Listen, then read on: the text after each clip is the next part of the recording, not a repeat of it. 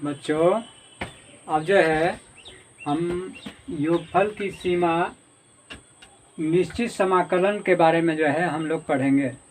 उसके पहले जो है यहाँ पर इसका परिभाषा और इसका जो है थ्योरी सब जो है वो थोड़ा सा बता देते हैं। जैसे कि मान लीजिए यहाँ पर कि योगफल की सीमा के रूप में निश्चित समाकलन है ना, definite integrals as the limit of the a sum है ना।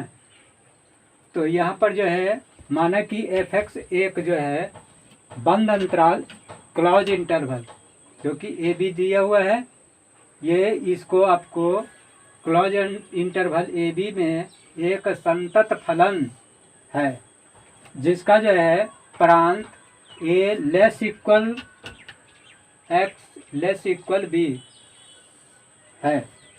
माना कि अंतराल क्लोज इंटरवल में ए बी को n भागों में बांटा गया है। जैसे कि यहाँ पर जो है नीचे में डायग्राम जो दिया गया है, यहाँ पर जो है बिंदु ये यहाँ पर ये समान भागों में जो है n पदों तक जो है इसको व्यक्त किया गया है और इन दोनों के बीच की दूरी यानी कि दो बिंदुओं के बीच की दूरी h लिया गया है ना। तो अब यहाँ से ही अगर मान लें यहाँ पर a है तो यहाँ से अगर h दूरी चलेंगे तो a प्लस एच, फिर और h चलेंगे तो a प्लस 2h, फिर चलेंगे तो a प्लस 3h। तो क्या देखें कि हम यहाँ पर अगर यदि जो जैसे जैसे बढ़ते जाते हैं वैसे वैसे यहाँ पर अगर ये एक भी h नहीं है तो यहाँ पर अगर यदि जो यहाँ चलेंगे तो जितना रहेगा उससे एक कम हो जाएगा, यानी कि a plus n minus 1 into H और लास्ट में b का स्थान पर जो हो गया a प्लस एन एच। समझिए, जो कि यहाँ पर वही अंतराल में जो है कहता है n भागों में बांटा और प्रत्येक भाग की लंबाई को h माना है। यहाँ पर ये दोनों के भाग के h सब है ना।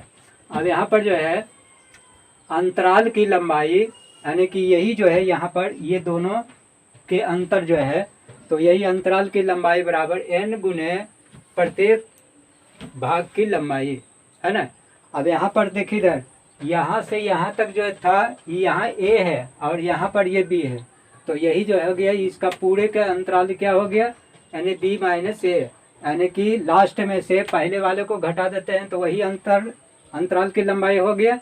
तो यहाँ पर b माइनस ए बराबर n, यहाँ पर जो है e, यहाँ पर h जो है n टाइम्स तक जो उसको n भागों में बांटा गया है इसलिए n इंटू एच। यहाँ पर जो है b को इधर ही रख दिए, a को इधर ले गए तो ये हो गया आपको इधर माइनस में इधर है तो plus a plus n h. इससे h का मान अगर निकालेंगे तो ये हो गया आपको क्या चाहिए b माइनस ए बाय एन है ना। अब यहाँ पर जो है कि जब n टेंस टू इन्फिनिटिव, अगर n का मान अगर इन्फिनिटिव की ओर अगर होगा तो h का मान 0 हो जाएगा, क्योंकि यहाँ पर जो है n टेंस टू इन्फिनिटिव तो h इज इक्वल टू 0। अब यहाँ पर जो है इसका अगर लिमिट अगर ले लिया जाएगा तो लिमिट यहाँ पर जो है कितना भाग में है, यहाँ पर जो है 1 से लेकर n तक, तो ही यहाँ पर इसका जो है योग अगर निकालेंगे तो इसी को यहाँ पर समेशन दे दिए हैं। तो यहाँ पर r इज इक्वल टू 0 से लेकर n माइनस 1 तक, अगर यहाँ पर r बराबर 1 अगर लेंगे तो यहाँ पर n तक जाएंगे। समझिए, तो अब यहाँ पर ये होगी आपको क्या चाहिए F A plus r H, ये जो है आपको कोई फलन है और वही फलन का हम यहाँ पर ले लिए। यहाँ पर इसी को हम यहाँ पर लिख सकते हैं क्या चीज़, एच को अंदर कर दिए और यहाँ पर r बराबर 1 अगर लिए तो n तक जाएंगे और r बराबर 0 लेंगे तो n माइनस 1 तक जाएंगे और इतना को हम लोग l बोलते हैं। समझिए, अब यहाँ पर जहाँ n h is equal to क्या चीज़ b माइनस ए और b के बीच एफ एक्स का जो है ये निश्चित समाकलन हम लोग इसको कहते हैं। ये क्या हुआ, निश्चित समाकलन का ये फॉर्मूला बन गया जिसको हम लोग फिर हम सिद्ध करेंगे।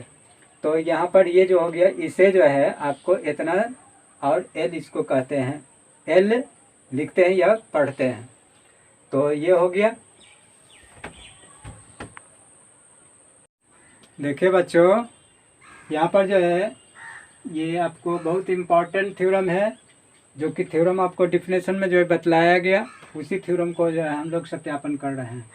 यहाँ पर इसका स्टेटमेंट का मतलब हुआ कथन क्या कह रहा है। कहता है कि अगर यदि जो कोई फलन f x closed interval a b में एक संतत फलन होगा। क्या होगा? संतत फलन। अब यहाँ पर जो है कि एफ एक्स बराबर, माने अगर एफ एक्स का अगर यदि जो हम लोग समाकलन अगर करेंगे तो मान लीजिए कि प्राप्त हुआ क्या चीज़, एफ एक्स प्लस सी।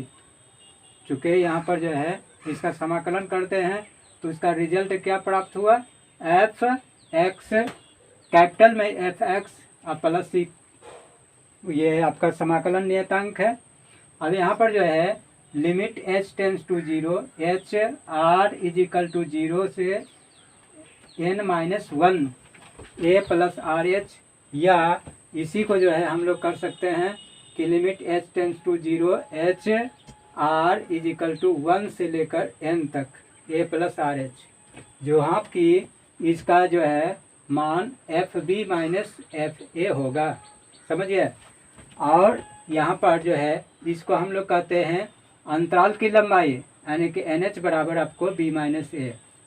इससे स्पष्ट होता है कि अगर यदि जो डिफिनेशन में भी बतलाए थे कि एच टेंस टू अगर यदि जो 0 होगा तब n इन्फिनिटिव की ओर होगा, या n टेंस टू इन्फिनिटिव तो h टेंस टू 0। क्योंकि यहाँ पर अगर यदि जो n का मान अगर निकालिएगा तो b minus A by H, जहाँ और h बराबर अगर निकालेंगे तो b माइनस ए बटा आपको n। अब इसको जो है इतना जो है आपको थ्योरी कहता है ना।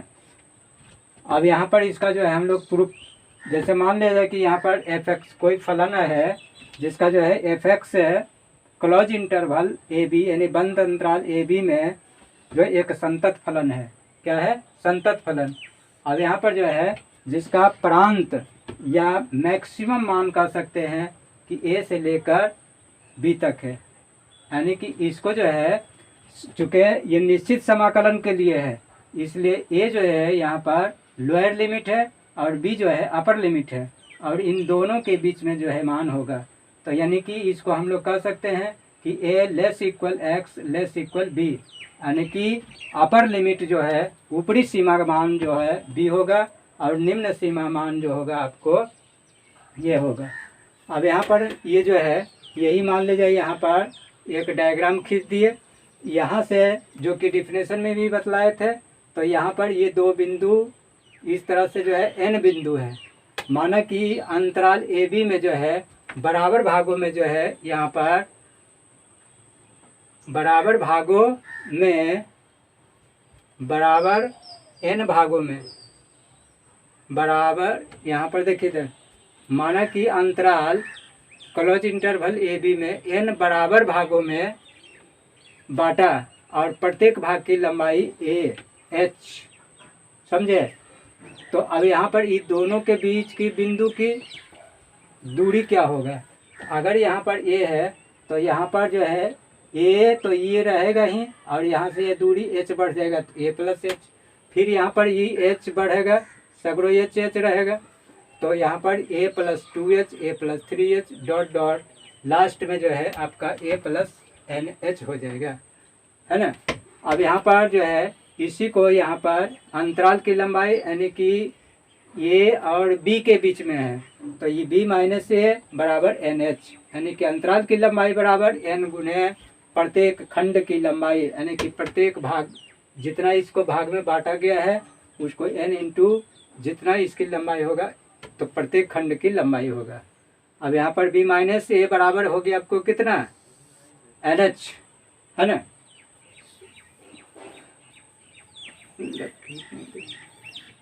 तो ये हो गया आपको कितना, h बराबर बी माइनस ए बटा एन, या n बराबर बी माइनस ए बटा एच, जो कि यहाँ पर जो है यहाँ पर दिया हुआ है वही चीज़ यहाँ पर जो है उतार दिया गया है। अब यहाँ पर जो है ये संगत इसका फलन अगर मान ले जाए यहाँ पर, अगर ये f(x) के n मान के लिए, तो हम लोग यहाँ पर फलन के लिए कह रहा है, इसलिए यहाँ पर जो है इस मान में f सब में से लगा देंगे।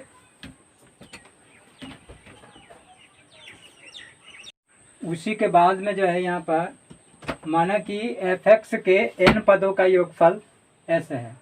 जैसे यहाँ पर जो है लाइन जो खींचा गया था उसमें जो है a plus h a plus 2, तो यहाँ पर जो है वही n पदों का योगफल को क्या मान लिए, s मान लिए।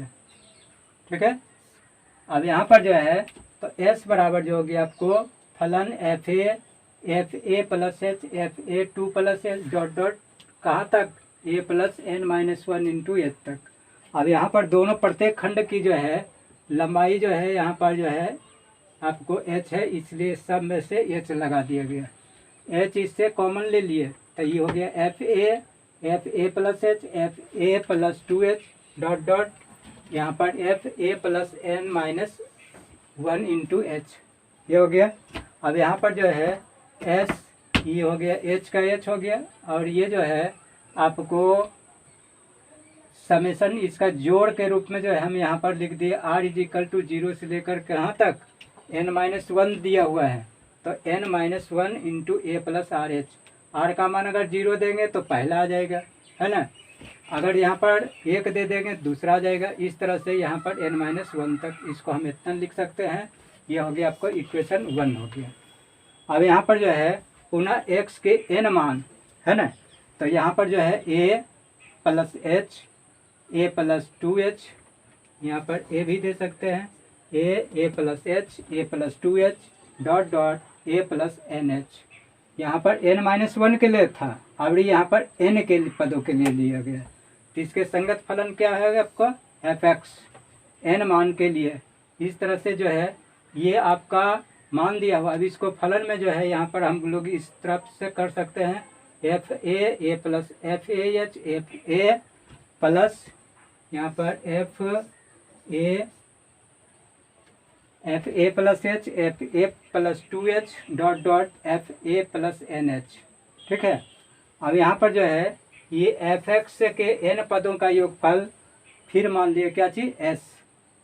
यहाँ पर ये जो दिया हुआ है फलन, इस सब को जो है इसको मान लिए s, और इसको s बराबर जो है इस सब को जोड़ दिए।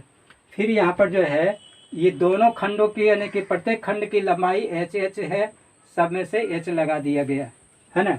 h इससे सब में से कॉमन ले लिए तो बच गया आपको कितना, a plus h a plus 2h a plus nh। इस तरह से ये हो गया। अब यहाँ पर जो है इसको हम यहाँ पर समेशन के रूप में लिख सकते हैं, r = 1 to n।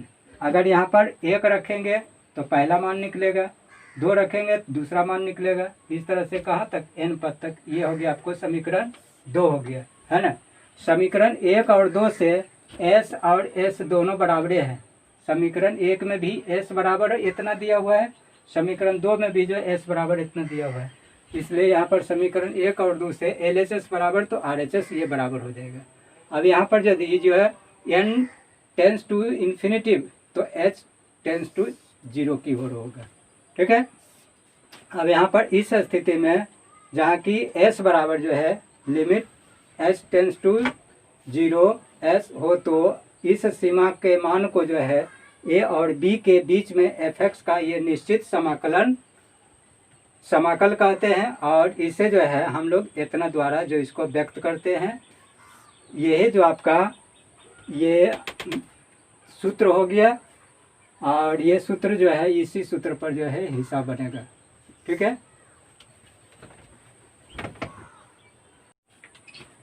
देखिए बच्चों, यहाँ पर जो है इम्पोर्टेंट एक्सपेंशन या इम्पोर्टेंट फार्मूला जो है, ये अभी फार्मूला जो है हम आपको सिद्ध किए हैं कि आपको समाकलन इसका लोअर लिमिट यानी कि f(x) dx इसका सीमा मान a से लेकर b तक अगर होगा तो यहाँ पर limit h tends to 0 h summation r = 0 से n-1 a प्लस RH। या अगर यदि जो f(x) का मान अगर यदि जो ए से बी तक अगर यदि जो इसका सीमा मान अगर रहेगा तो उसका समाकलन हम लोग अगर करेंगे तो limit h tends to 0 h into r is equal to 1 से लेकर n तक a प्लस आर एच, इसको समेसन है ना, माने समेसन इतना जो है r से लेकर 1 से लेकर n तक इसका a प्लस आर एच। ये जो है आपका एलजेब्रा का फॉर्मूला है, ये तो अभी आपको पढ़े, और ये जो है एलजेब्रा जो बैक फार्मूला जो है लगेगा 11th क्लास में पढ़े होंगे। n प्राकृत संख्याओं के योग जो होता है n इंटू एन प्लस 1/2। दूसरा जो है फार्मूला जो है n प्राकृत संख्याओं के वर्गों का योग बराबर जो होगी अर्थात 1 square plus 2 square plus 3 square plus dot dot n square is equal to होता है n into n plus 1 into 2n plus 1/6। दूसरा n प्राकृत संख्याओं के घनों का योगफल यानी कि 1 cube plus 2 cube plus 3 cube plus dot dot plus n cube is equal to n into n plus 1/2 का होल स्क्वायर, ये होता है। अब यहाँ पर जो है जीपी के n पदों का योगफल है ना, ये जीपी में है, तो जीपी के n पदों का योगफल का जो फार्मूला होता है s n a into r का पावर n 1 माइनस आर का पावर n माइनस 1 बटा आर माइनस 1, जहाँ आर का मान जो है 1 से बड़ा होगा है ना। अगर आर का मान अगर यदि 1 से अगर छोटा होगा तो यहाँ पर एस एन बराबर होगा a इंटू 1 माइनस आर का पावर n, जहाँ आर का मान 1 से छोटा।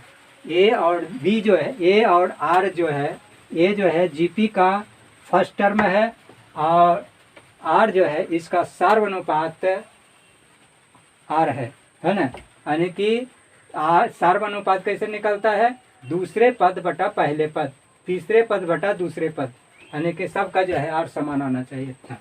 दूसरा जो है एक्सपेंशन जो है ई का पावर एक्स, यहाँ पर जो है 1 प्लस ई बाइनोमियल थ्योरम का है, यहाँ पर ई का power x is equal to 1 plus x square by factorial 2 plus x cube by factorial 3 plus dot dot. अगर लॉग 1 प्लस एक्स का अगर एक्सपेंशन रहेगा विस्तार तो x plus x minus 1/2 x square plus 1/3 x cube minus 1/4 x 4 dot dot. याद रखने का तरीका जो है जितना भी सम वाला अगर रहेगा तो सब माइनस हो जाएगा और विषम वाला रहेगा तो सब प्लस हो जाएगा है ना। यहाँ पर ये बाइनोमियल का ही जो है ये फॉर्मूला है बाइनोमियल थ्योरम। तो यहाँ पर जो है 1 प्लस एक्स का whole power n is equal to 1 plus n c 1 x plus n c 2 x square plus dot dot n c r x के power n plus n c n x के power n है ना। जो यहाँ पर जो है इतना फॉर्मूला नहीं लगेगा, लेकिन जहाँ तहाँ लग सकता है, इसलिए हम लोग जो है इकट्ठे इतना जो है लिख दिए।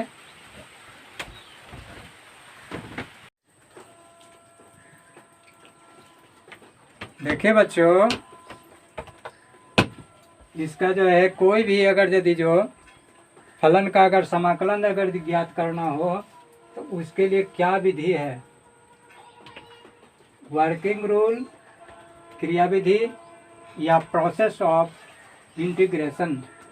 कहता है कि जिस फलन का अगर समाकलन ज्ञात करना हो तो सबसे पहले उसे f(x) मान लेंगे, यानी कि f(x) के बराबर माना जाता है, और उसके लिए जो है हम लोग सूत्र इसका उपयोग करेंगे जो कि हम लोग पढ़ चुके हैं।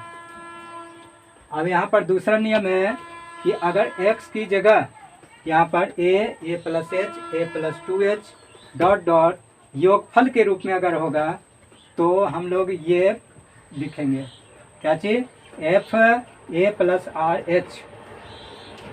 उसके बाद अगर यदि जो गुणनफल के रूप में होगा तो हम यहाँ पर जो है यहाँ पर a है ना,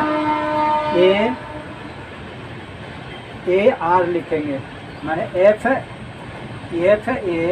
या f a r इत्यादि लिखेंगे। तीसरा नियम है कि यहाँ पर जो है इसी को जो है यानी कि उपर्युक्त सूत्र में सभी मानों के लिए जो है उसका स्थान अलग अलग रखते हैं, चूँकि ये समेशन में रहता है। उसके बाद दाएं पक्ष का योगफल निकाल कर उसका अपेक्षित सीमा में जो है ले लिया जाता है। ये आपका क्या हो गया, इसका प्रोसेस ऑफ माने इंटीग्रल यानी कि क्रिया विधि कैसे इसको बनाएंगे। फिर इसका जो है हम लोग एक्सरसाइज, इसका हिसाब कैसे बनेगा उसके बारे में फिर नेक्स्ट डे